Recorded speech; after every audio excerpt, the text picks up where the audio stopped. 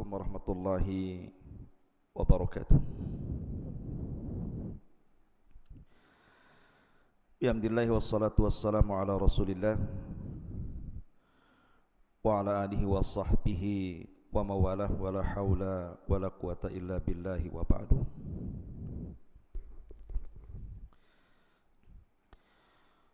Kita sudah singgung tentang beberapa kisah sebelumnya, di mana kita sudah menjelaskan sedikit tentang kisah seputar Nabi Allah Daud alaihi salatu wassalam. Maka malam ini kita akan melanjutkan kepada kisah Nabi berikutnya, kisah Nabi Allah Sulaiman alaihi salatu wassalam. Sebelum saya mulai kisah ini, kita tahu bahwa Al-Quranul Karim sepertiganya bicara tentang qasasul anbiya, kisah-kisah para nabi, kisah-kisah musuh-musuh para nabi, dan kisah-kisah yang lainnya. Dan kisah dalam Al-Quran itu semua benar, tidak ada kedustaan sama sekali. Tidak sebagaimana prasangka sebagian orang-orang musyrik yang mengatakan bahwa kisah Al-Quran itu termasuk asatirul awwalin, dongeng-dongeng orang dulu. Tapi kisah Al-Quran itu kisah yang benar, karena memang kisah ini dikisahkan oleh Allah Subhanahu wa ta'ala kepada Nabi sallallahu alaihi wasallam. Dan Quran itu kalamullah, ucapan Allah Subhanahu wa ta'ala. Maka ketika kita mengkisahkan tentang kisah Al-Quran, maka kita wajib meyakini kebenarannya dan wajib mengambil ibrah, pelajaran dari isi kisah itu. Karena kisah itu bukan hanya dongeng penenang tidur belaka, tidak, tapi banyak dan syarat pelajaran yang kita bisa petik di dalamnya. Termasuk kisah yang akan saya kisahkan di malam hari ini, kisah Nabiullah Sulaiman alaihi salatu wassalam. Ma'asyiral muslimin yang dimuliakan Allah Subhanahu wa ta'ala, Sulaiman alaihi salatu wassalam adalah salah satu dari putra Nabi Allah Daud alaihi salatu wassalam. Sebagaimana Daud alaihi salatu wassalam satu-satunya nabi yang Allah anugerahkan kerajaan yang tidak dimiliki nabi-nabi atau raja-raja sebelumnya. Dialah satu-satunya nabi yang rangkap jabatan nabi plus raja. Bahkan dianugerahkan Zabur kepada beliau.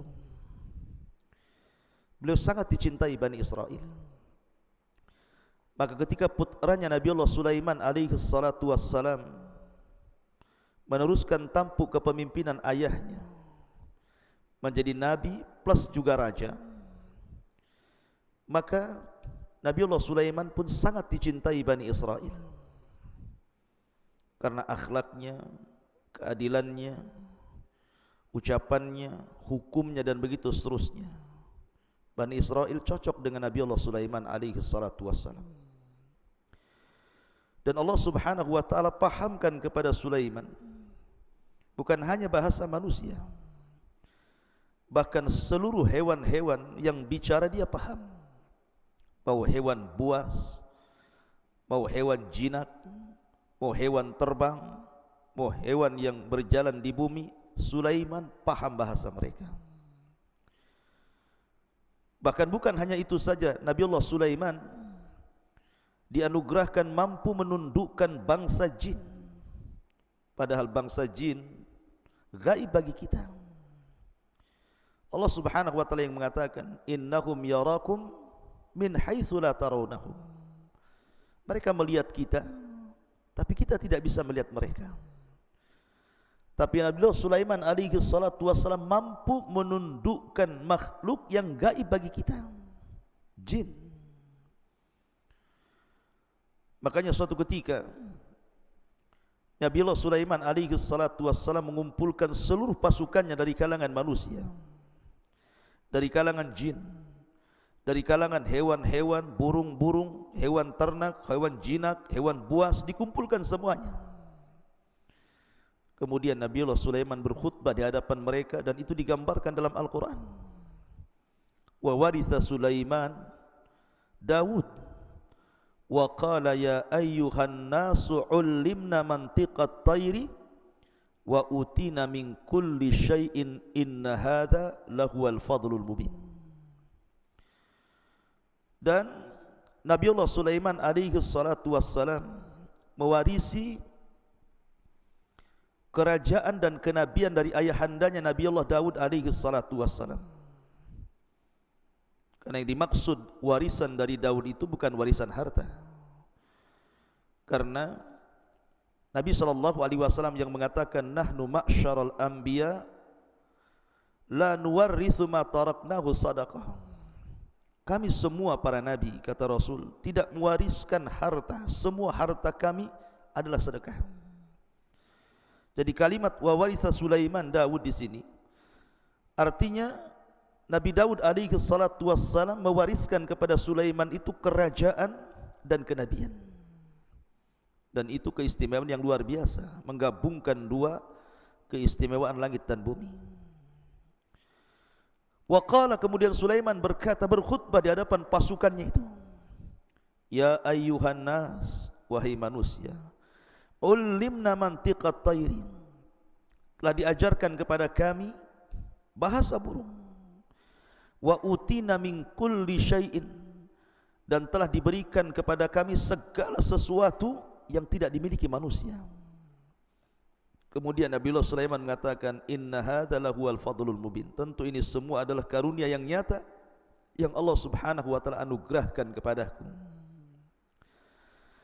Ma'asyiral muslimin yang dimuliakan Allah Subhanahu wa taala, dan kita tahu bahwa ada sebuah asar yang dikeluarkan Imam Hakim dalam Mustadraknya dari Muawiyah radhiyallahu anhu. Beliau mengatakan malikul ardi arba'atun, raja yang pernah menguasai sebagian besar dunia itu cuma ada 4.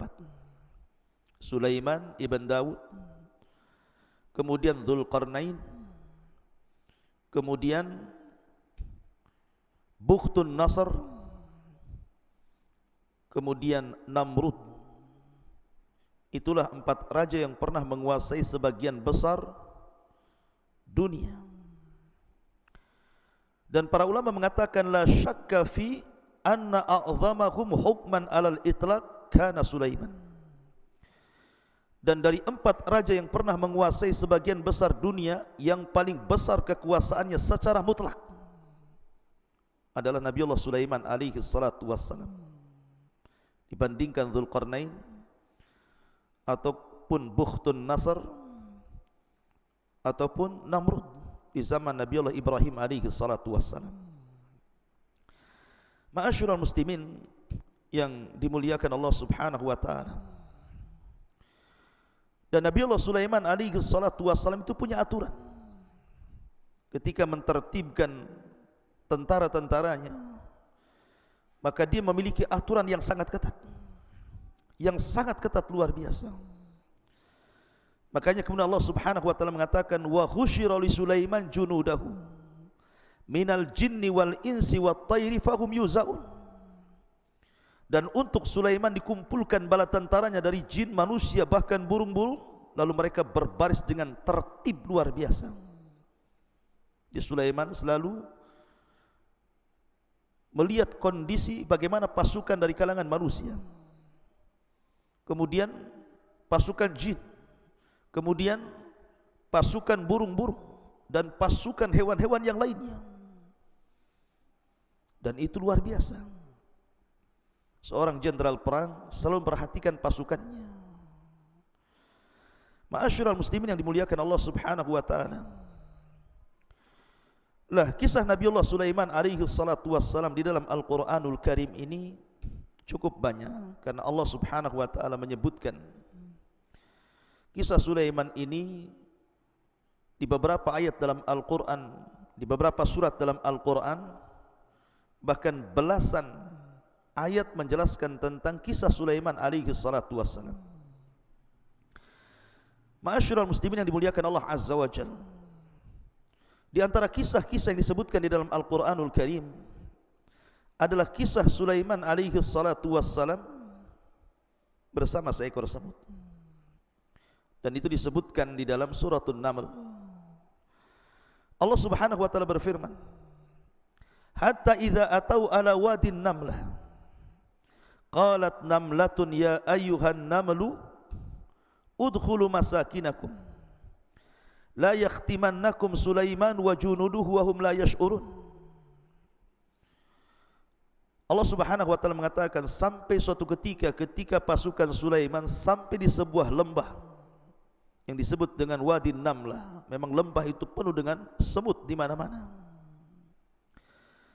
Maka dari kejauhan Nabi Allah Sulaiman alaihi salatu wassalam mendengar pemimpin semut mengatakan kepada rakyatnya, maksudnya rakyat semut itu, wahai para semut, masuklah rumah-rumah kalian. Jangan sampai Nabi Allah Sulaiman menginjak kalian dan tentaranya, sementara mereka la yash'urun, mereka tidak sadar. Lihat bagaimana semut ini juga beradab kepada Nabi Allah Sulaiman dan juga tentaranya. Maka mendengar bagaimana semut ini sangat berakhlak dan beradab, tidak suudzon kepada Sulaiman dan pasukannya, dan mengatakan wahum la yash'urun, maka Sulaiman pun takjub dan kemudian tersenyum. Allah katakan fatabassama dhahikam min qauliha, maka Sulaiman pun tersenyum kepada ucapan sang raja semut kepada masyarakat semut itu. Wa qala, dan dia mengatakan, Rabbi auzi'ni an ashkura ni'mataka allati an'amta alai wa ala walidai wa an a'mala salihan tardah wa adkhilni bi rahmatika fi ibadika salihin. Ya Rabb, anugerahkan kepadaku agar aku bisa bersyukur akan nikmatmu yang telah kau anugerahkan kepadaku.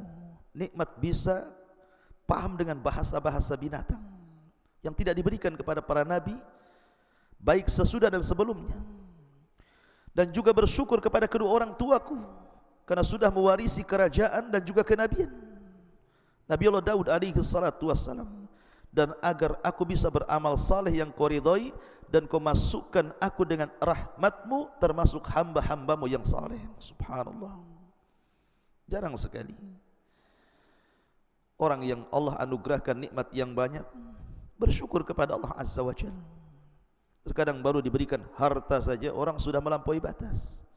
Kalla innal insana la yatgha an ra'ahu istaghna. Ma'asyiral muslimin yang dimuliakan Allah Subhanahu wa taala, di sini ada faedah yang sangat besar. Dalam syariat orang dulu, maksudnya para nabi yang dulu itu, seseorang boleh saja membunuh semut, seperti yang terjadi pada salah seorang Bani Israel, nabi dari nabi-nabi Bani Israel. Disebutkan dalam sebuah hadis, qarasat nabiyan minal anbiya'i namlah fa amara bi qaryatin namli fa ahrakat fa auhallahu ilaihi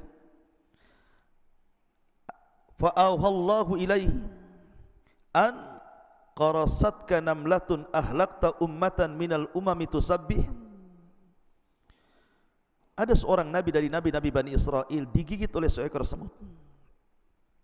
Maka dia marah. Kemudian dia mengambil api dan hendak membakar satu penduduk semut dalam sarangnya. Maka Allah wahyukan kepada nabi tersebut dengan diturunkan malaikat, kemudian menegurnya, kenapa engkau akan membakar satu kampung semut sementara yang menyakiti hanya satu semut saja? Kalau itu yang kau lakukan, kau salah. Cukup bunuh yang menyakitimu. Dari sini kata para ulama, dalam syariat dulu membunuh semut itu boleh, tetapi yang menyakiti saja.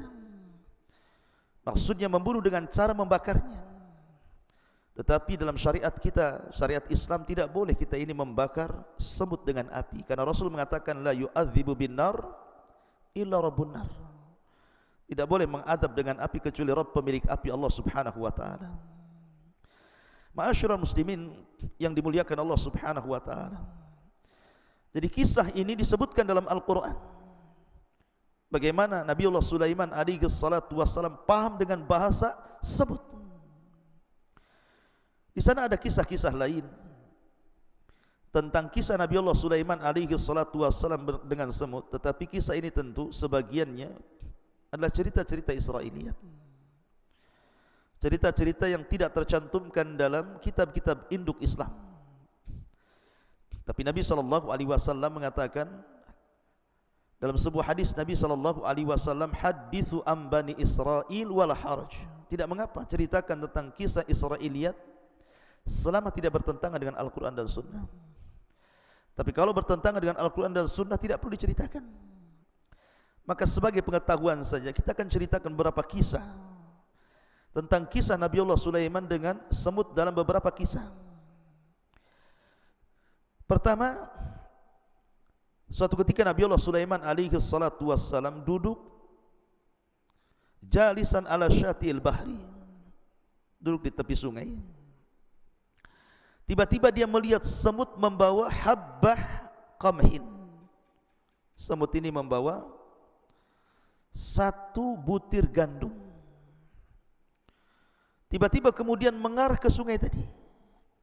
Rupanya dalam sungai itu ada kodok, sudah menganga mulutnya.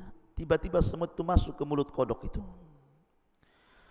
Kemudian kodok ini nyelam sampai ke dasar sungai. Nabiullah Sulaiman memperhatikan semut itu, takjub sama sekali. Kok ada semut bawa sebiji gandum, kemudian masuk ke mulut kodok, kemudian kodoknya masuk ke dalam air. Kemudian setelah 1 jam Nabiullah Sulaiman perhatikan, tiba-tiba kodok itu muncul lagi, kemudian menganga kembali, semutnya keluar dari mulut kodok itu. Maka Sulaiman pun kemudian menghampiri semut itu, kemudian bertanya. Kata Nabiullah Sulaiman alaihi salatu wassalam kepada semut itu, dari mana kau pergi membawa satu butir gandum itu? Kau masuk ke mulut kodok, kemudian kau nyelam bersama kodok, kemudian kau muncul lagi ke permukaan. Maka dia mengatakan, ya Nabi Allah, inna fi qa'ril bahri alladhi tarah sakhratun mujawwafah wa fi jawfiha dudatun amya wa qad khalaqaha Allah ta'ala hunalik. Wahai Nabiullah Sulaiman, di dasar sungai itu ada sebuah batu yang berongga di dalamnya. Di dasar batu itu ada dud, semacam ulat, dan dia buta, tidak bisa melihat dan tidak bisa memberikan rizki, tidak bisa mampu mencari rizki. Maka Allah Subhanahu wa ta'ala wahyukan kepadaku agar aku memberikan perantara rizkinya, karena dia tidak sanggup mencari rizki. Dan kodok itulah sebagai wasilah menghantarkan diriku untuk memberi makan ulat yang dalam dasar sungai itu. Dan alhamdulillah air itu tidak memadaratkan diriku, sampai aku mampu untuk memberi makan dud tersebut. Kemudian Nabi Sulaiman bertanya pada sang semut itu, wahal sami' laha min tasbihah, apakah engkau mendengar bahwa ulat yang buta yang ada dasar sungai itu bertasbih kepada Allah Subhanahu wa ta'ala? Maka sang semut mengatakan, ya.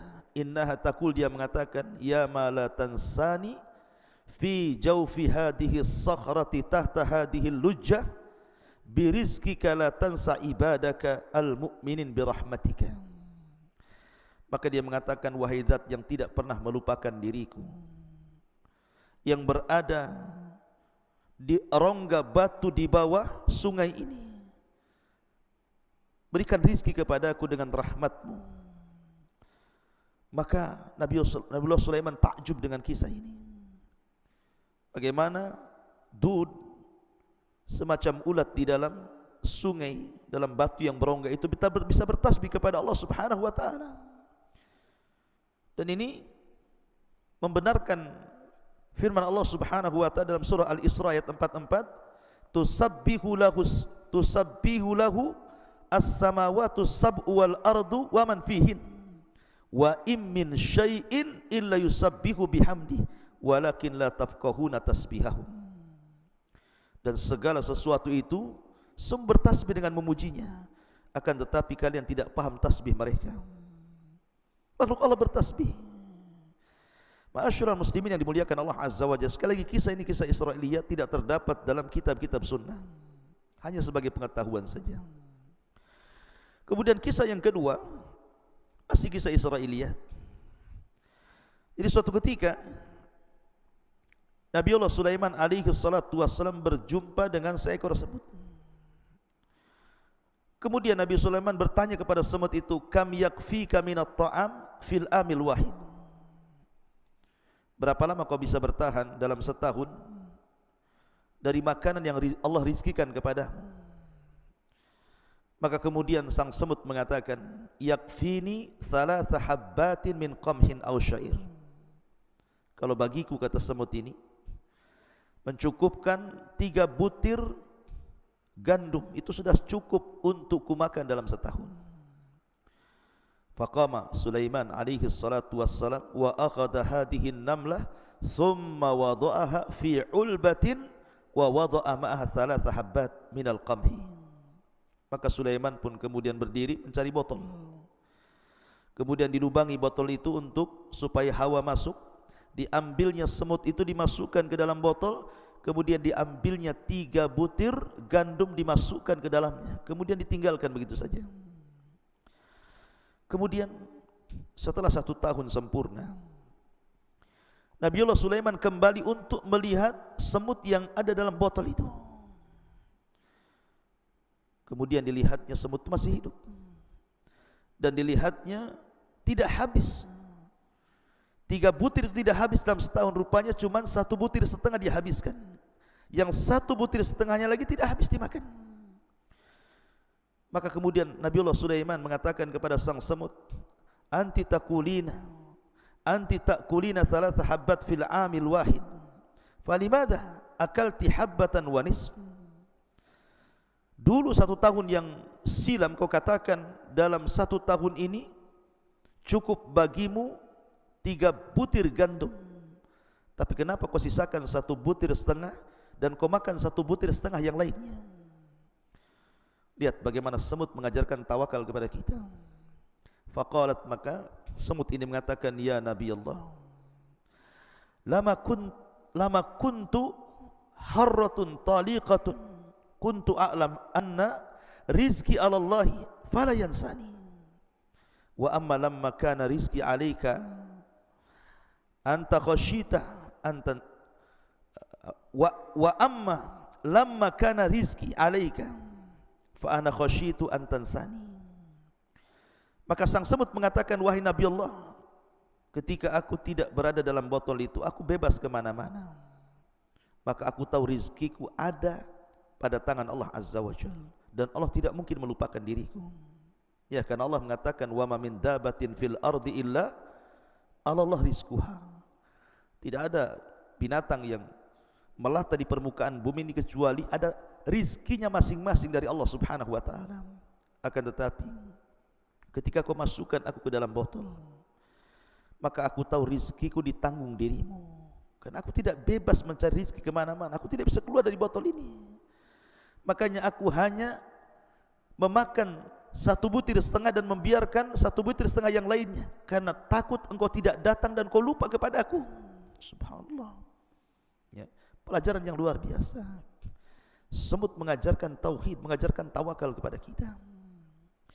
Ma'asyiral muslimin yang dimuliakan Allah Azza wa Jalla. Kemudian juga kisah yang lainnya, ketika Nabiullah Sulaiman alaihi salatu wassalam ditimpa kaumnya dengan paceklik yang berkepanjangan.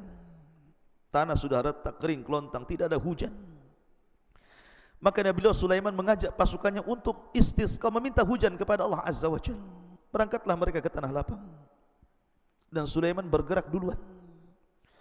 Rupanya Nabiullah Sulaiman melihat banyak semut yang terlentang mengarah ke langit, seolah-olah berdoa meminta hujan.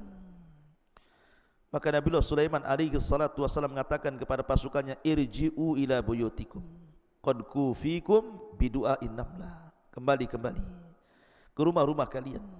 Kita tidak perlu meminta hujan lagi, karena sudah mencukupkan permintaan semut-semut itu. Sebentar lagi akan turun hujan. Ma'asyiral muslimin yang dimuliakan Allah Subhanahu wa taala, itulah kisah Nabiullah Sulaiman bersama semut-semut itu. Kemudian kisah berikutnya, Nabiullah Sulaiman alaihi salatu wassalam bersama hudhud, burung hudhud. Allah Subhanahu wa taala berfirman dalam suratul Naml, wa tafaqqada at-tayra faqala ma li la ara al-hudhuda am kana min al-ghaibin law adhibannahu adhaban shadidan aw la adbahannahu aw la ya'tiyanni bi sultanin mubin. Kebiasaan Nabiullah Sulaiman, sekali lagi dari awal saya katakan, adalah orang yang paling teratur di dalam mengatur tentara-tentaranya, baik tentara manusia, tentara jin, tentara hewan-hewan, termasuk burung-burung. Sudah ada barisan-barisan tertentu. Jadi suatu ketika Nabiullah Sulaiman alaihi salatu wasallam bergerak untuk berjihad, ketika itu Nabiullah Sulaiman dan pasukannya kehabisan air. Maka yang biasa mencari air adalah hudhud. Makanya sebagian ulama ataupun mufassirin mengatakan bahwa hudhud ini seorang muhandis, seorang insinyur. Jadi tugasnya terbang ke langit, kemudian dari langit dia akan melihat ada air atau tidak. Kalau ada air, maka kemudian diberitahu kepada Nabiullah Sulaiman, maka Nabiullah Sulaiman akan memerintahkan jin untuk melobangi dan mengorek tempat itu, kemudian keluar sumber air. Lah, ketika itu burung hudhud tidak ada. Ketika hendak ditugaskan, tidak hadir pula dia. Makanya kemudian Nabiullah Sulaiman alaihi salatu wassalam marah dan mengatakan, ma liyala aral hudhud. Kemana hudhud? Aku tidak melihat. Am kana minal ghaibin, ataukah dia sengaja tidak hadir dalam barisan ini? Kata Sulaiman, la u'adzibannahu adzaban syadida. Awas saja kalau dia sampai tidak datang dan tidak hadir dalam barisan itu, aku akan azab dia dengan azab yang sangat pedih. Aula adzbahanna, atau aku akan potong dia, akan sembelih dia. Aula ya'tiyanni bisultanin mubin, atau mungkin ada alasan lain. Lihat bagaimana Nabiullah Sulaiman alaihi salatu wassalam bukan raja diktator. Dia memberikan beberapa pilihan. Kalau seandainya dia punya bukti, maka akan dimaafkan. Punya uzur, akan dimaafkan. Tapi kalau tidak lihat, pantas disembelih atau hanya disiksa saja. Dan ini menjadikan pasukan Nabiullah Sulaiman itu betul-betul tertib, karena ada aturan di situ. Tiba-tiba famakatha ghaira ba'idin, tiba-tiba hudhud sudah datang saja. Kemudian hudhud mengatakan, ahattu bima lam tuhit bihi wa ji'tuka min saba'in binaba'il yakin. Dia mengatakan, ya Nabiullah Sulaiman, aku mengetahui pengetahuan yang kau tidak ketahui, dan aku baru saja datang dari sebuah negeri Saba dengan berita yang sangat meyakinkan. Bayangkan, negeri Saba itu di mana? Di Yaman. Sementara Nabiullah Sulaiman dan pasukannya ada di Palestina. Menunjukkan bahwa Allah anugerahkan kepada hudhud ini mampu terbang dengan cepat. Tentu hudhud di zaman Sulaiman berbeda dengan hudhud di zaman sekarang. Mampu dia terbang ke dari Palestina ke Yaman, balik lagi ke Palestina. Kemudian dia bercerita apa yang ia lihat dari kerajaan itu. Inni wajadtu imra'atan tamlikuhum wa utiyat min kulli syai'in walaha arsun azim. Wahai Nabiullah Sulaiman, aku mendapati raja negeri Saba ini bukan laki-laki tapi perempuan, dan diberikan segala sesuatu, dan dia memiliki singgasana yang sangat besar. Akan tetapi wajadtuha wa qaumaha yasjuduna lisyamsi min dunillah. Tapi sayang, aku melihat kaumnya, mereka tidak menyembah Allah, mereka menyembah matahari. Wa zayyana lahumus syaitan a'malahum, dan syaitan telah menghiasi amal-amal mereka. Fasaddahum anis sabil fahum la yahtadun, sehingga terputus dari jalan Allah dan mereka tidak dapat hidayah. Ma'asyiral muslimin yang dimuliakan Allah Subhanahu wa taala. Akhirnya Nabi Sulaiman pun diceritakan tentang apa yang dilihat Hudhud terhadap raja atau Malikus Saba, Raja Balqis yang menguasai kerajaan Saba. Tetapi Nabiullah Sulaiman alaihi salatu wassalam tidak langsung membenarkan kabar itu. Maka dia mengatakan, qala sanangdur asadaqta am kunta minal kadhibin. Tunggu dulu, kabar kamu ini benar atau salah? Lihat bagaimana Sulaiman hendak tabayun. Kau ini membawa berita benar atau berita dusta? Kemudian Allah Subhanahu wa taala mengatakan, idhhab bi kitabi hadza fa'alqihi ilaihim thumma tawalli anhum fa'ndur ma'dha yarji'un. Sudah gini saja, bawa suratku kepada negeri Saba itu, kau hantarkan suratku kepada mereka, kemudian kau lihat-lihat kira-kira apa balasannya. Akhirnya kemudian setelah kemudian Nabiullah Sulaiman alaihi salatu wassalam menulis surat kemudian memberikan kepada Hudhud. Kemudian di antara isi surat itu, innahu min Sulaiman wa innahu bismillahirrahmanirrahim. Surat ini dari Sulaiman dengan menyebut nama Allah yang Maha Penyayang lagi Maha Pengasih. Alla ta'lu alayya wa'tuni muslimin. Jangan sampai kalian sombong kepadaku dan datanglah kepadaku dalam kondisi menyerahkan diri. Maka burung Hudhud ini pun membawa surat itu, akhirnya kemudian dijatuhkan di kerajaan Saba.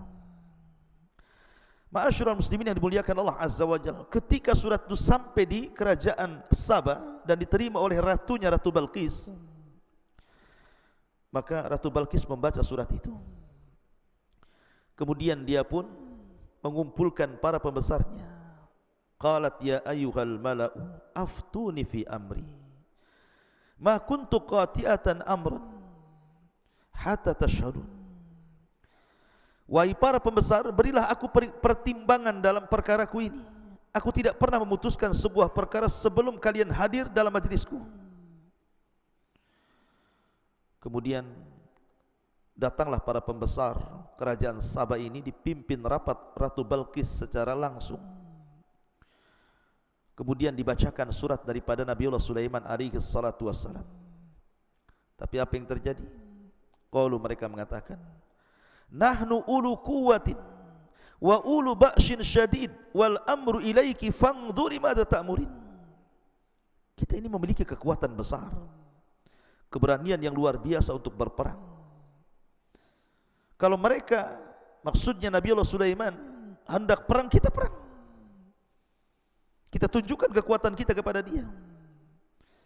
Akan tetapi keputusan berada di tanganmu wahai sang ratu, maka pertimbangkanlah apa yang akan kau perintahkan. Jadi para pembesar itu maunya kekuatan dilawan kekuatan. Tetapi Ratu Balqis ini berakal. Qalat, dia mengatakan, innal muluk idza dakhalu qaryatan afsaduha wa ja'alu a'izzata ahliha adillah wa kadzalika yaf'alun. Sesungguhnya raja-raja apabila menaklukkan sebuah negeri, perang, barang tentu mereka akan membinasakan dan menjadikan penduduk yang mulia menjadi hina. Karena kalau seandainya kalah akan jadi tawanan, bahkan akan jadi budak, sebagai yang terbunuh dan dihinakan. Dan demikianlah yang akan mereka lakukan juga kepada kita. Akhirnya kemudian Balqis pun berpikir untuk memastikan apakah yang mengirim surat itu seorang nabi, betul-betul nabi, ataukah hanya gertak sambal saja, mungkin bahasanya. Kemudian dia mulai berpikir sampai mengatakan, wa inni mursilatun ilaihim bihadiyatin fanadhiratun bima yarji'ul mursalun. Dan sungguh aku akan mengirim utusan kepada mereka dengan membawa hadiah yang sangat besar, dan aku akan menunggu apa yang akan dibawa kembali oleh para utusan itu. Sudah gini saja, kita Coba berikan hadiah kepada dia. Kalau dia menerima hadiah itu berarti sama saja dengan raja-raja yang lainnya. Tapi kalau dia menolak hadiah itu, ini bukan raja biasa. Dia tidak menghendaki itu. Kemudian diutuslah beberapa orang pasukan dari Sabah menuju Palestina membawa hadiah yang sangat besar untuk diberikan kepada Nabiullah Sulaiman alaihi salatu wassalam. Falamma jaa Sulaiman qala atumiddunani bimalin fama atanillahu khairun mimma atakum bal antum bihadiyatikum tafrahun. Maka ketika para utusan itu menyampaikan kepada Nabiullah Sulaiman, Sulaiman berkata, apakah kamu akan memberikan harta kepadaku? Apa yang Allah berikan kepadaku jauh lebih baik dibandingkan apa yang Allah berikan kepada kalian. Tetapi kamu merasa bangga dengan hadiahmu. Kembalikan hadiah ini kepada ratumu. Kemudian Sulaiman mengancam dan mengatakan, irji ilaihim falana'tiyannakum bijunudin la kibala lahum biha walanukhrijannakum minha adillatan wahum saghirun. Kembalilah kalian kepada mereka, balik kalian ke kerajaan kalian. Sungguh kami pasti akan datang kepada kalian dengan bala tentara yang mereka tidak mampu melawannya, dan kami akan usir mereka dari negara itu secara terhina, dan mereka akan menjadi tawanan yang sangat hina. Diancam. Ma'asyiral muslimin yang dimuliakan Allah Subhanahu wa taala, kemudian Nabiullah Sulaiman mulai membuktikan ancamannya. Dia kumpulkan semua pasukan-pasukan pilihannya. Kemudian Nabiullah Sulaiman berkhutbah di hadapan mereka. Qala ya ayyuhal mala'u ayyukum ya'tini bi arsyiha qabla an ya'tuni muslimin. Wahai para pembesar, siapakah di antara kamu yang sanggup membawa singgasana kepadaku sebelum mereka datang kepadaku menyerahkan diri? Maka pasukan khusus dari kalangan manusia, jin dan binatang, mereka pun menawarkan ide kepada Nabiullah Sulaiman. Qala ifritu minal jin ana atika bihi qabla an taquma min maqamik wa inni alaihi laqawiyyun amin. Ifrit dari kalangan jin mengatakan, akulah yang akan membawanya kepadamu sebelum engkau berdiri dari tempat dudukmu, maka sungguh aku adalah jin yang sangat kuat. Itu gampang. Serahkan tugas itu kepadaku, kata jin Ifrit. Biar aku yang memindahkan istana itu di hadapanmu sebelum kau berdiri. Subhanallah. Itulah kekuatan jin. Kemudian yang lain juga bangkit dan mengatakan, qala alladhi indahu ilmun minal kitab ana atika bihi qabla an yartad ilaika tarfu. Seseorang yang mempunyai ilmu dari kita berkata, aku akan membawamu singgasana Raja Balkis kepadamu sebelum matamu berkedip. Maka Nabiullah Sulaiman memilih yang tercepat. Sebelum dia berkedip, istana itu sudah harus ada di hadapannya. Falamma ra'ahu mustaqirran indahu qala hadha min fadli rabbi liyabluwani aashkuru am akfur wa man syakara fa innama yashkuru nafsi wa man kafara fa inna rabbi ghaniyyun karim. Maka ketika betul-betul singgasana Balkis dipindah oleh orang yang Allah anugerahkan ilmu ini, maka Nabiullah Sulaiman alaihi salatu wasallam memuji Allah dan mengatakan, ini semua karunia yang Allah anugerahkan kepadaku. Allah hendak menguji diriku. Apakah aku termasuk hamba Allah yang bersyukur ataukah menjadi hamba Allah yang kufur? Maka barang siapa yang bersyukur sesungguhnya itu manfaat bagi dirinya. Tapi bagi siapa yang kufur, maka sesungguhnya Rabbku adalah zat yang maha kaya lagi maha karim, maha pemurah. Lihat bagaimana Nabiullah Sulaiman tidak lupa akan kuasa Allah, anugerah dari Allah Subhanahu wa taala. Ma'asyiral muslimin yang dimuliakan Allah Azza wa Jalla. Maka akhirnya Sulaiman pun ketika melihat istana itu sudah ada di hadapannya, Nabiullah Sulaiman ingin merubah istana Ratu Balkis itu supaya ketika Ratu Balkis datang dia tidak mengenali istananya, dirubah sedikit. Maka disebutkan Sulaiman berkata, ubahlah untuknya singgasananya. Kita akan lihat apakah dia Ratu Balqis mengenali istananya kembali ataukah tidak mengenali lagi. Falamma ja'at qila ahakada arsyuk qalat ka'annahu hu wa utinal ilma min qabliha wa kunna muslimin. Maka ketika dia Balqis datang, ditanyakan kepada dia, lihat istana yang kau masuk ini, serupa enggak dengan istanamu? Karena sudah dirubah sedikit masalahnya. Maka Balqis mengatakan seolah-olah iya, kayaknya ini istanaku. Tapi dia ragu-ragu. Dan dia Balqis pun berkata, kami telah diberikan pengetahuan sebelumnya dan kami adalah orang-orang yang berserah diri kepada Allah Azza wa Jalla. Subhanallah. Ma'asyiral muslimin yang dimuliakan Allah Azza wa Jalla, Ratu Balqis ini datang dengan pasukannya, ingin melihat apakah yang mengancam dirinya itu memang seorang nabi, seorang raja besar, memiliki pasukan dan istana yang luar biasa, ataukah hanya raja-raja biasa. Makanya dia datang dengan pasukannya. Jadi ketika dia masuk ke dalam istana Nabiullah Sulaiman alaihi salatu wassalam, di bawah istana itu ada sungai. Ketika dia masuk ke dalam istana itu, dia tidak sadar menyingkap pakaian sehingga nampak betisnya, disangka dia akan masuk ke dalam air di sungai itu. Dia tidak tahu bahwa sungai itu berada di bawah kaca. Kaca, kemudian di bawahnya sungai. Nampak ikan, nampak macam-macam di situ. Makanya ketika Nabiullah Sulaiman mengatakan kilalaha, dikatakan kepada Balqis, udkhuli, masuklah as-sarha, masuk ke dalam istana. Falamma ra'athu hasibathu lujjah wa kashafat an saqaiha qala innahu sarhun mumarradun min qawarir qalat rabbi inni zalamtu nafsi wa aslamtu ma'a Sulaiman lillahi rabbil alamin. Dikatakan kepada Ratu Balqis, masuklah ke dalam istana. Maka ketika dia Ratu Balqis melihat lantai istana itu, dikiranya kolam air yang besar dan disingkapkan penutup sehingga nampak betisnya. Kata Nabiullah Sulaiman, sesungguhnya ini hanyalah lantai istana yang dilapisi kaca saja. Kaget dia baru pertama melihat ada istana seindah, semegah, sebesar itu.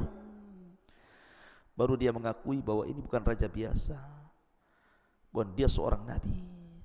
Makanya dia mengatakan, ya Tuhanku, sungguh aku telah berbuat zalim terhadap diriku, dan aku berserah diri bersama Sulaiman kepada Allah Subhanahu wa ta'ala, Tuhan seluruh alam. Akhirnya Ratu Balqis beriman dan seluruh masyarakat Sabah beriman kepada Allah Subhanahu wa ta'ala lewat perantara Nabiullah Sulaiman alaihi salatu wassalam. Subhanallah.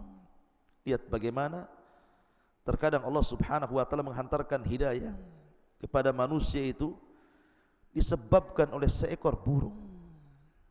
Sebab itulah maka Islam melarang untuk membunuh burung hudhud, karena sebab dia satu kerajaan beriman kepada Allah dan menyerahkan diri kepada Nabiullah Sulaiman alaihi salatu wassalam.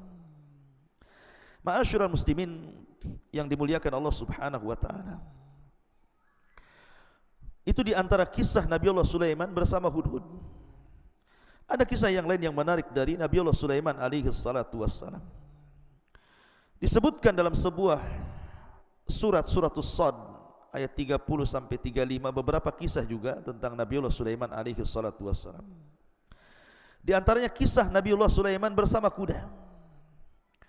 Allah Subhanahu wa taala berfirman, "Wa wahabna li Daud Sulaiman ni'mal abdu innahu awwab.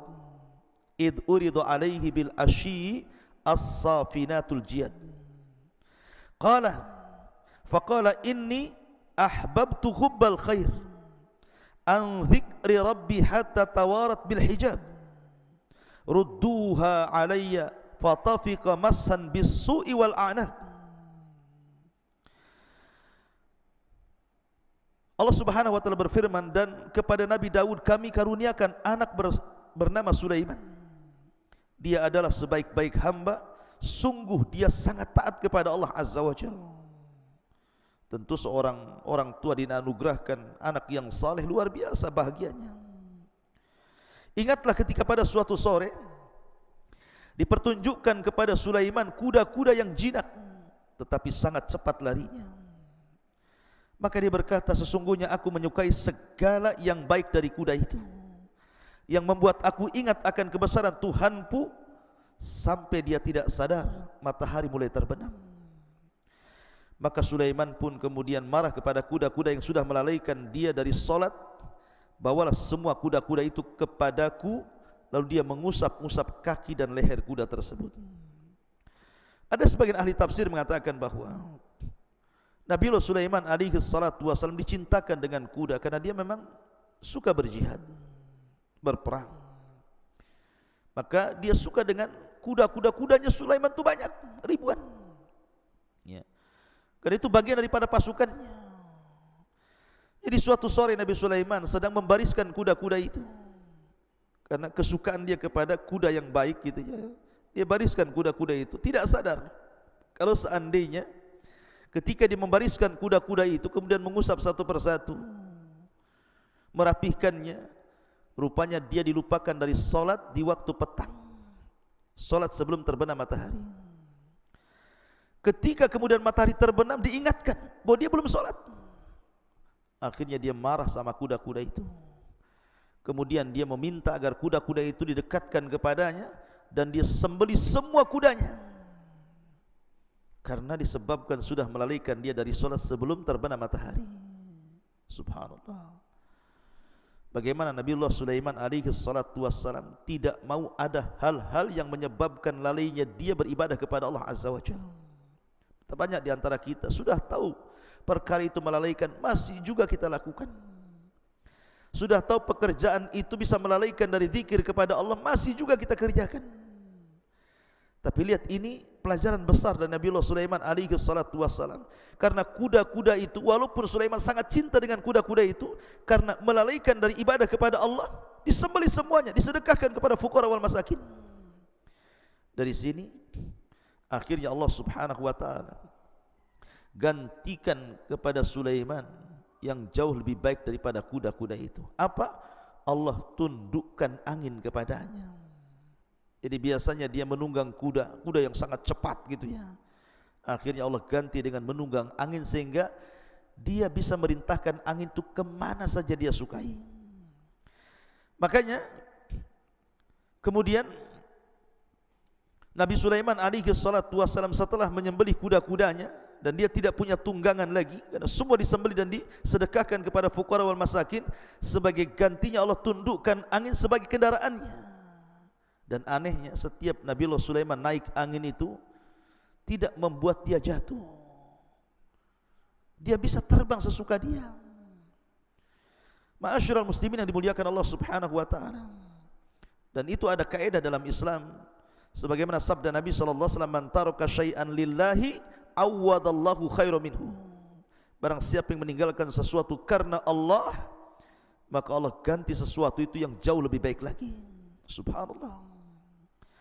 Ma'asyiral muslimin yang dimuliakan Allah Subhanahu wa ta'ala. Itulah kisah Nabiullah Sulaiman bersama kuda. Tetapi sebagaimana manusia yang lain, Sulaiman juga terfitnah. Dia manusia sama dengan kita, tetapi Allah anugerahkan kepada dia kelebihan berupa kerajaan dan kenabian. Apa fitnahnya? Allah Subhanahu wa ta'ala berfirman, "Walaqad fatanna Sulaiman wa alqaina ala kursiyyihi jasadan thumma anab." Dan sungguh kami telah menguji Sulaiman dan kami jadikan dia tergeletak di atas kursinya sebagai tubuh yang lemah karena sakit, kemudian dia pun bertobat kepada Allah Azza wa Jalla. Ada 3 penafsiran yang disebutkan para ulama. Pertama, bahwa dikisahkan Nabiullah Sulaiman alaihi salatu wassalam suatu ketika dia memiliki istri, tapi tanpa sepengetahuan istri yang satu ini, dia menyembunyikan kekufurannya. Tapi memang wanita cantik, Sulaiman suka dengan istri ini. Jadi kebiasaannya Nabiullah Sulaiman ini kalau masuk ke dalam kamar mandi hammam, maka dia mencopot cincinnya, kemudian disuruh memegangnya. Setelah keluar dari kamar mandi, kemudian diambil lagi cincinnya. Allah takdirkan, datang syaitan menyerupai Sulaiman, kemudian meminta cincin itu. Karena dia tidak tahu itu adalah jelmaan daripada jin, dikasihkan pula cincin itu kepada jin tadi. Padahal kekuasaan Nabiullah Sulaiman dalam menundukkan perkara-perkara itu ada di cincin itu. Akhirnya kemudian ketika dia memakai cincin itu, kemudian dia naik ke singgasana Sulaiman, kemudian dia berduduk. Dia memerintahkan masyarakat Sulaiman, jin ini itu, tetapi aneh karena tidak sebagaimana hukum yang selalu diperintahkan Nabi Sulaiman. Ini agak aneh, banyak diingkari oleh masyarakat Nabiullah Sulaiman alaihi salatu wassalam. Ya, karena itu bukan Nabiullah Sulaiman, itu jelmaan jin. Akhirnya Sulaiman pun dia datang dan mengatakan, saya lah Sulaiman, bukan dia. Tapi orang-orang jin-jin dan juga pasukan-pasukan dari kalangan binatang tidak percaya, karena tidak memiliki cincin, dan cincinnya ada pada jin yang menyerupai Sulaiman itu. Dari situlah kemudian Nabiullah Sulaiman berusaha untuk mengambil kembali. Ada yang mengatakan selama 40 hari baru dia berhasil mengambil cincinnya kembali dan mengembalikan singgasananya. Ini satu penafsiran. Penafsiran yang kedua, dan tentu ini kisah Israiliyat ya. Penafsiran yang kedua bahwa Nabiullah Sulaiman alaihi salatu wassalam suatu ketika pernah bersumpah. Jadi dia itu kan memiliki banyak istri, 100 istri. Dia bersumpah dalam satu malam itu dia hendak menggauli 100 istrinya, dan dia bercita-cita dari 100 istrinya hamil, dan semuanya terlahir sebagai para mujahidin fi sabilillah. Itu cita-citanya. Dia ingin menggauli dalam satu malam semua istrinya, kemudian hamil, kemudian melahirkan semua anak laki-laki, dan semua menjadi para mujahidin. Itu keinginannya. Tetapi Nabiullah Sulaiman dilupakan mengucapkan insyaallah. Maka dia gilir seluruh istrinya, 100 istri itu dalam satu malam. Rupanya tidak ada satupun yang hamil, kecuali satu orang. Itu pun saat melahirkan separuh manusia dan separuh bukan, karena tidak punya kaki. Maka Nabiullah Sulaiman alaihi salatu wassalam diuji agar dia jangan memastikan sesuatu kecuali setelah mengucapkan insyaallah. Kemudian penafsiran yang ketiga, suatu ketika Nabiullah Sulaiman sakit sehingga tidak bisa bangkit dari tempat pembaringannya menuju singgasananya. Akhirnya kemudian ada syaitan duduk di singgasananya, dan itu fitnah bagi Nabiullah Sulaiman alaihi salatu wassalam, yang Allah Subhanahu wa taala firmankan dalam surat ini, walaqad fattanna Sulaiman wa alqaina ala kursiyihi jasadan thumma anab. Dan sungguh kami telah menguji Nabiullah Sulaiman, dan kami jadikan dia tergeletak dalam kursinya sebagai tubuh yang lemah karena sakit, kemudian dia baru bertobat, mengakui kesalahannya. Ma'asyiral muslimin yang dimuliakan Allah Subhanahu wa taala. Kemudian juga Allah Subhanahu wa taala juga menceritakan doa Nabiullah Sulaiman alaihi salatu wassalam setelah tragedi fitnah itu. Qala rabbighfirli wa habli mulkan la yanbaghi li ahadin min ba'di innaka antal wahhab. Ya Allah, ampunilah akan dosa-dosaku dan anugerahkan kepadaku kerajaan yang tidak dimiliki siapapun setelahku. Sungguh Engkaulah yang Maha Pemberi segala nikmat yang Kau anugerahkan kepadaku. Dalam sebuah hadis dari Abi Hurairah radhiyallahu an, jadi suatu ketika Ifrit dari kalangan jin pernah mengganggu Rasul dalam salat. Maka Nabi SAW kemudian menangkap leher Ifrit itu, kemudian mencekiknya sampai akhirnya keluar air liurnya dan jatuh ke tangan Rasul, dan Rasul merasakan rasa dingin dari liur jin Ifrit itu. Kalau ada yang mengatakan bukankah jin terbuat dari api, kenapa liurnya dingin? Kita katakan yang terbuat dari api itu asal penciptaan jin, sebagaimana Adam dari tanah, tetapi anak turunannya tidak kan? Ya. Sebagaimana kaca terbuat dari beberapa kerikil dan pasir, tapi kalau kaca dipecahkan apakah kemudian kembali menjadi tanah dan kerikil? Kan tidak juga. Itu asal penciptaannya. Kemudian Nabi SAW mengatakan, laqad hamamtu an arbitahu ala jambi sariyati min sawaril masjid. Aku sebenarnya menginginkan untuk mengikat jin itu, jin ifrit itu, di salah satu tiang dari tiang-tiang masjid, supaya menjadi mainan anak-anak dan penduduk Madinah. Akan tetapi tidak jadi lakukan Nabi SAW, karena teringat dengan doa Nabiullah Sulaiman, Rabbighfirli wa habli mulkan la yanbaghi li ahadin min ba'di. Ya Tuhanku, ampunilah aku dan anugerahkan kepadaku kerajaan yang tidak dimiliki oleh siapapun sepeninggalku. Sungguh engkaulah yang maha pemberi atas semuanya. Ma'asyiral muslimin yang dimuliakan Allah Subhanahu wa ta'ala. Dan kita tahu bahwa ketika Nabiullah Sulaiman alaihi salatu wassalam berkuasa menjadi nabi dan rasul, dan setiap nabi tentu mendakwahkan dakwah tauhid. Walaqad ba'atsna fi kulli ummatin rasulan ani ibudullaha wajtanibut taghut.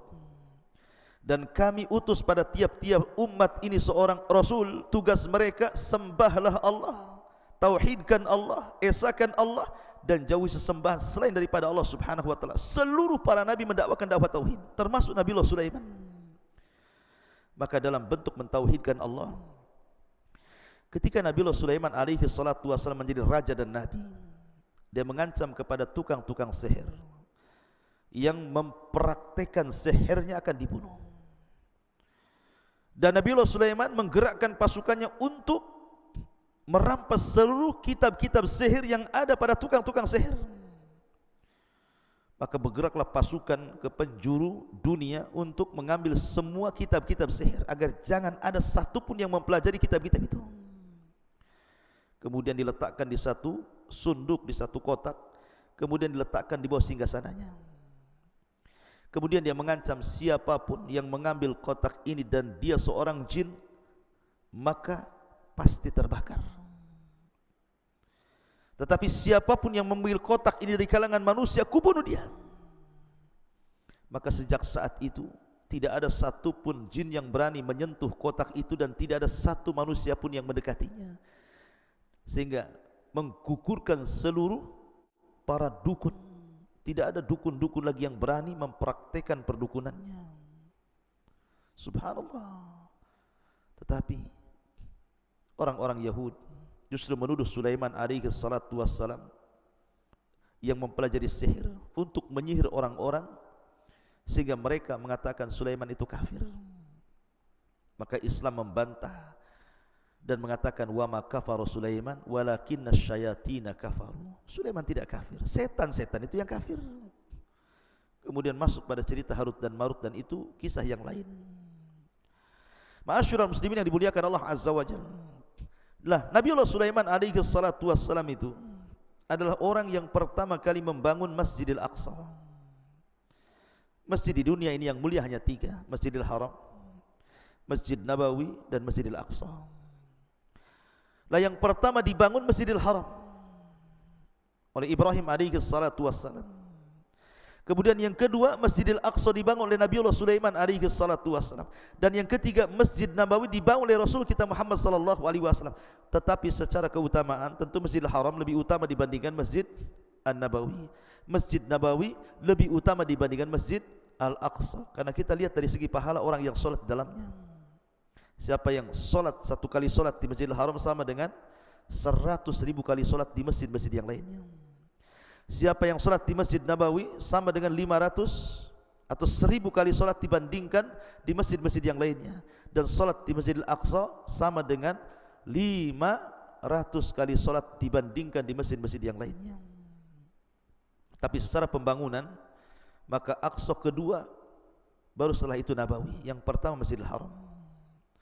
Nah, setelah kemudian Nabi Sulaiman membangun Masjidil Aqsa yang disebut dengan Haikal Sulaiman, yang sekarang dicari-cari haikal ini bangunan yang asal yang pernah dibangun Sulaiman oleh orang-orang Yahudi Israel.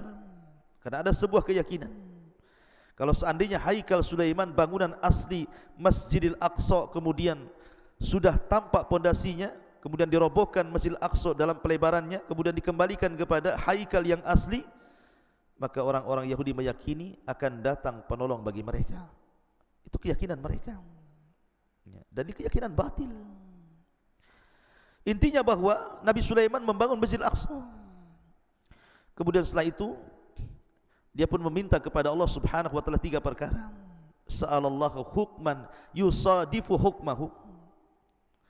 Pertama, Nabi Sulaiman meminta hukum yang selaras dengan hukum Allah Subhanahu wa taala. Maka diberikan permintaan pertama. Kemudian yang kedua, sa'alallah mulkan la yanbaghi li ahadin min ba'di. Dia meminta sebuah kerajaan yang tidak dimiliki siapapun sepeninggalnya, dan Allah kabulkan. Kemudian yang ketiga, Nabiullah Sulaiman alaihi salatu wassalam meminta juga alla ya'tiyahu ahadun la yanhazuhu illa salah,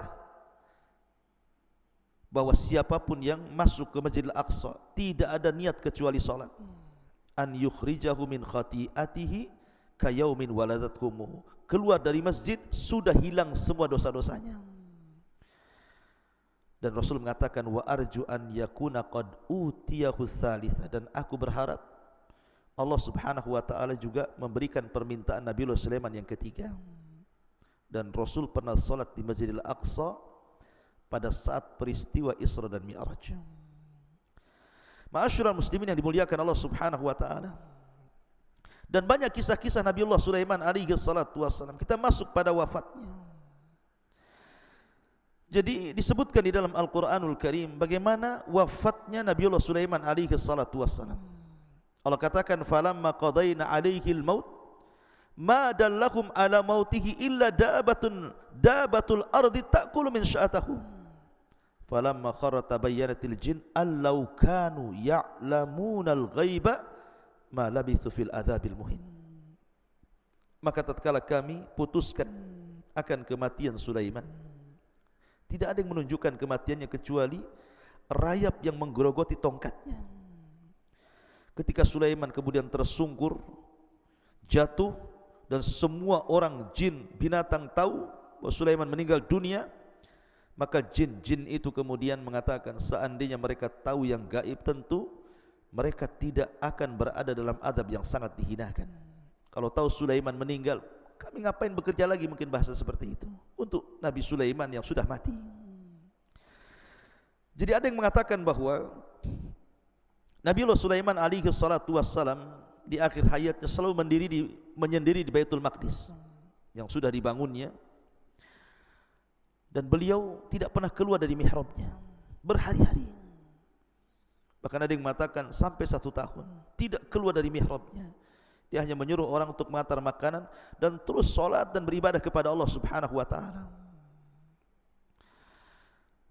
Ma'asyiral muslimin lah, pada hari pertama kemudian dia melihat di dalam Baitul Maqdis ini ada tumbuh pohon.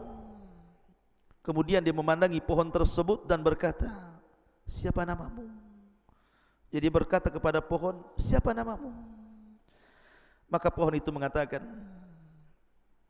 namaku ini.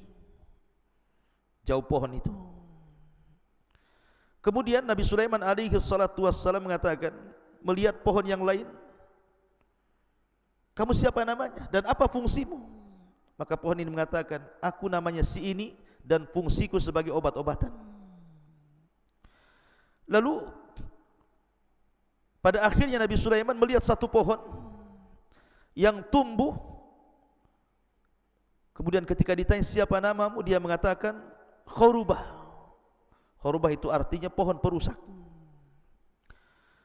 Lalu Nabi Sulaiman bertanya siapa namamu, dia mengatakan saya Khurubah, pohon yang akan merusak. Maka Sulaiman terkejut ketika menjawab, melihat jawaban pohon itu, dan dia mengatakan, apa maksudnya perusak? Maka dia mengatakan, aku tumbuh untuk merusak masjid ini dan juga akan merusak kekuasaanmu. Dari situ Sulaiman terkejut, kemudian mencabut pohon itu, kemudian menanam di dinding miliknya. Tiba-tiba kemudian Sulaiman masuk ke mihrab, berdiri salat dengan memegang tongkatnya. Rupanya di saat itulah Nabiullah Sulaiman didatangi malakul maut, kemudian dicabut nyawanya, sementara dia sedang memegang tongkatnya. Dan kita tahu seorang nabi itu kematiannya dijaga oleh Allah Azza wa Jalla, tidak mungkin dimakan bumi, sehingga jasadnya utuh seperti itu, memegang tongkat. Berhari-hari, berbulan-bulan, sampai genap 1 tahun, dimatakan 2 tahun, karena memang masjid itu masih berlantaikan tanah, tentu banyak rayap. Maka rayap itu kemudian menggerogoti dari bawah tongkat Sulaiman, kemudian makin atas, maka sampai kepada tongkat yang paling ujung yang dipegang Nabiullah Sulaiman. Ketika sudah tidak lagi bertelekan dengan tongkat itu, dia pun roboh. Maka manusia tahu, jin tahu, hewan-hewan tahu bahwa Nabiullah Sulaiman alaihi salatu wassalam sudah meninggal dunia. Falamma qadayna alaihi al-maut ma dallahum ala mautihi illa dabatul ardh ta'kulu min sa'atahu. Maka tatkala kami putuskan kematian kepada Nabiullah Sulaiman, tidak ada yang menunjukkan akan kematiannya kecuali rayap-rayap bumi yang memakan tongkatnya. Subhanallah, dia meninggal saat solat dicabut rohnya. Begitulah pelajaran. Jangan sampai kita meninggal kecuali atas ibadah kepada Allah Subhanahu wa ta'ala. Karena itu alamat dari husnul khatimah. Jangan sampai kita meninggal di tempat-tempat maksiat atau sedang bermaksiat kepada Allah Azza wa Jalla. Tetapi sekali lagi, riwayat ini tentu riwayat Israiliyat, maka kita hanya memegang kepada zahir daripada ayat Al-Quran. Ma'asyiral muslimin yang dimuliakan Allah Subhanahu wa ta'ala, itulah kisah singkat dari Nabiullah Sulaiman alaihi salatu wassalam. Lalu siapakah Nabi setelah Nabiullah Sulaiman? Bagaimana kondisi Bani Israel setelah wafatnya Sulaiman? Karena kita tahu bahwa jaya-jayanya Bani Israel itu ketika tampuk kepemimpinan dipegang oleh ayahnya Sulaiman, Daud alaihi salatu wassalam, dan yang paling kuat di zaman Nabiullah Sulaiman alaihi salatu wassalam. Apa yang terjadi setelah wafatnya Sulaiman? Maka kisah ini akan bersambung. Semoga Allah Subhanahu wa ta'ala memberikan kesabatan kepada kita, istiqamah kepada kita untuk tetap mempelajari Al-Quran, sunnah Nabi SAW, sehingga bisa lebih mendekatkan diri kepada Allah Subhanahu wa ta'ala. Lewat kisah para Nabi dan Rasul kita ambil dan petik pelajaran yang berharga. Karena sekali lagi bahwa kisah-kisah dalam Al-Quran semua benar dan tidak ada yang dusta. Subhanakallah bihamdika, asyhadu an la ilaha illa anta, astaghfiruka wa atubu ilaik. Allah ta'ala. Assalamualaikum warahmatullahi wabarakatuh.